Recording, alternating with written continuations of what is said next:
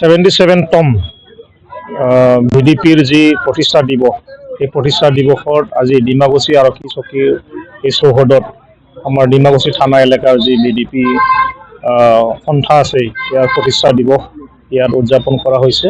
প্ৰথমতে পতাকা উত্তোলন, দ্বিতীয়তে শ্বহীদ তৰ্পণ আৰু পিছত এটা ৰাজহুৱা সভা অনুষ্ঠিত হৈ গ'ল। এই সভাত আমি সকলোকে ভিডিপিৰ সদস্য বা অন্যান্য আমাৰ সমগ্ৰ অসমৰ ভিডিপিৰ সন্থাক আমি শুভেচ্ছা যাচিছোঁ, সমগ্ৰ ৰাইজক শুভেচ্ছা যাচিছোঁ। এটা খুব ধুনীয়া পৰিৱেশত ইয়াতে আজি এটা অনুষ্ঠান হৈ গ'ল। ইয়াত উপস্থিত আমাৰ ভেৰগাঁও মহকুমাৰ আৰক্ষী বিষয়া SV ভাইপাই তেখেতে উপস্থিত আছিল আৰু আমাৰ ডিমাকুছী থানাৰ আৰক্ষী বিষয়া উপস্থিত আৰু অঞ্চলৰ অন্যান্য গণ্যমান্য ব্যক্তিসকল উপস্থিত থাকিল। সকলোৱে দিহা পৰামৰ্শ এটা সুন্দৰ এটা পৰিৱেশত এই সভাখন হৈ যায়। ইয়াত আমাৰ অসমৰ মুখ্যমন্ত্ৰী হিমন্ত বিশ্ব শৰ্মাৰ যি উদ্দেশ্য, ধৰক অপৰাধমুক্ত হিংসামুক্ত যি অসম গঢ়াৰ যি সপোন, এইবিলাক আলোচনা হয়। গতিকে চৰকাৰৰ কাম কৰি আছে, ৰাস্তা ঘাট দলং পদূলি, কিন্তু আমি সমাজ হিচাপত আমাৰ গাঁওখন সুৰক্ষিত ৰখা, আমাৰ অঞ্চলখন সুৰক্ষিত ৰখা, আমাৰ দেশখন সুৰক্ষিত ৰখা, আমাৰ এই অঞ্চলৰ অপৰাধমুক্ত বা হিংসামুক্ত এটা সমাজ, উন্নত এটা সবল সুস্থ সমাজ গঢ়াৰ কাৰণে আমি সকলোৱে ইয়াত মিলিভাৱে আলোচনা কৰোঁ। আৰু সেই হিচাপত আমাৰ এই অঞ্চলত ইতিমধ্যে বহুত ভাল এটা পৰিৱেশো আহিছে।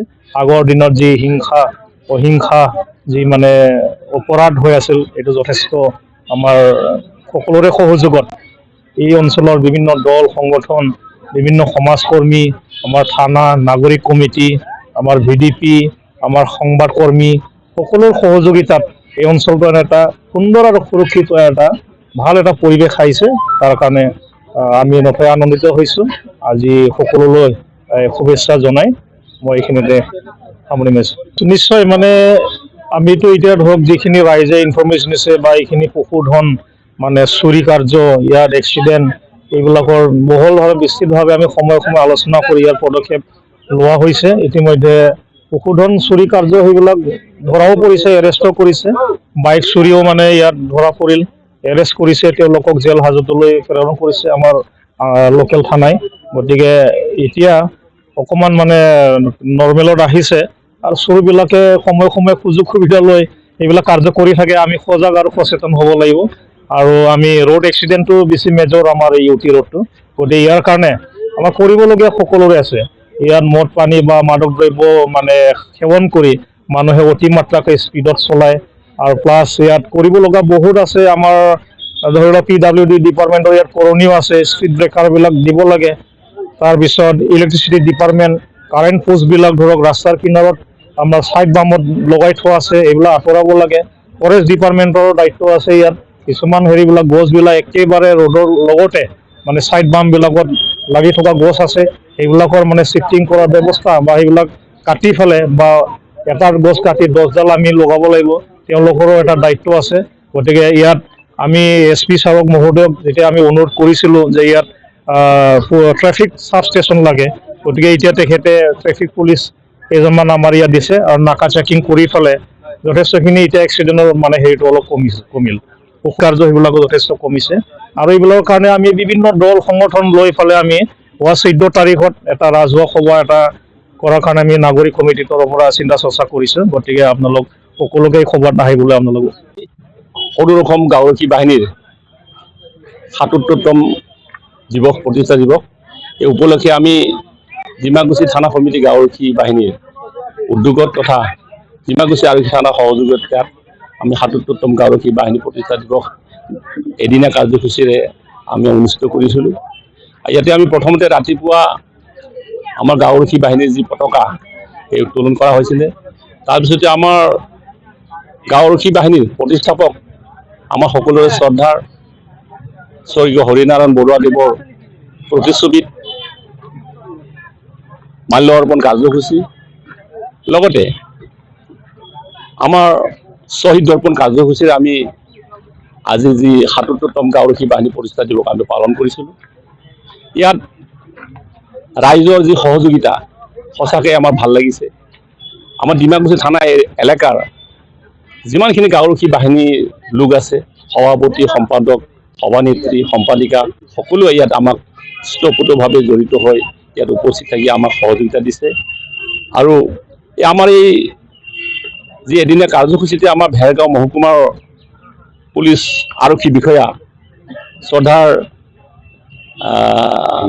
GS ভাইপায়ে তেখেতেও আমাৰ উপস্থিত থাকি তেখেতে খুব সুন্দৰ পৰামৰ্শ আমাক দিলে। গাঁওখনত কেনেকৈ ধৰণৰ কাৰ্যপন্থাৰে গাঁওৰক্ষী বাহিনীয়ে শান্তি সম্প্ৰীতি বজাই ৰাখিব পাৰে, তেওঁ ধুনীয়া পৰামৰ্শবিলাক দিলে।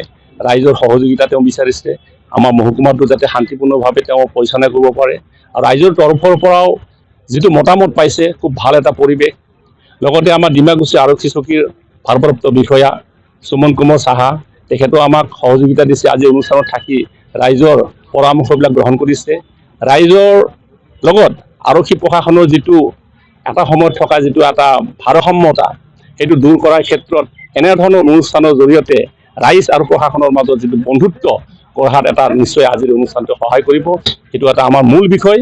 আৰু বৰ্তমান পৰিস্থিতিত গাঁওৰক্ষী বাহিনীয়ে যিহেতু আমাৰ অঞ্চলটোত বিভিন্ন জনগোষ্ঠীৰে পৰিপূৰ্ণ আৰু এখন খুব গুৰুত্বপূৰ্ণ থানা, উত্তৰে আমাৰ ইণ্টাৰনেশ্যনেল বৰ্ডাৰ, পশ্চিমে আন্তঃজিলা, গতিকে আমাৰ বিভিন্ন জড়িত সমস্যা আছে যদিও কিন্তু এই অঞ্চলৰ শান্তিপূৰ্ণ ৰাইজে সকলো ৰাইজৰ সহায় সহযোগিতাত এটা ভাল পৰিৱেশ, সকলো শ্ৰেণীৰ ৰাইজৰ মাজত এটা শান্তি পৰিৱেশ গঠন কৰাৰ ক্ষেত্ৰত আমাৰ গাঁওৰক্ষী বাহিনীয়ে কাম কৰি আহিছে। আৰু আগন্তুক সময়তো সকলো সহায় সহযোগিতাত আমি গাঁওৰক্ষী বাহিনীয়ে আৰক্ষী থানাৰ সহযোগিতাত সকলো ধৰণৰ আমি ইয়াৰ ক্ৰাইমবিলাক, অপৰাধমূলক কামবিলাক আমি কমাবলৈ চেষ্টা কৰিম। বিশেষভাৱে আমাৰ এই অঞ্চলটোত মদ পানী যিটো মাদক দ্ৰব্যৰ চালনাৰ ক্ষেত্ৰতো যথেষ্ট সমস্যা আছে।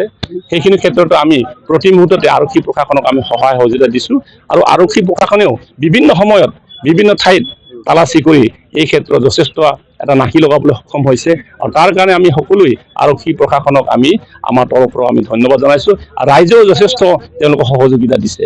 গতিকে আজি পবিত্ৰ এই 29 জানুৱাৰী গাঁওৰক্ষী বাহিনী দিৱস উপলক্ষে আমাৰ থানা এলেকাৰ সকলো ৰাইজকে আমি ধন্যবাদ জনাইছোঁ, শুভেচ্ছা জনাইছোঁ। আগন্তুক সময়ত যাতে আমাৰ গাঁওৰক্ষী বাহিনীয়ে আৰু অধিক ৰাইজৰ সেৱাত আগবাঢ়ি যাব পাৰে। ধন্যবাদ।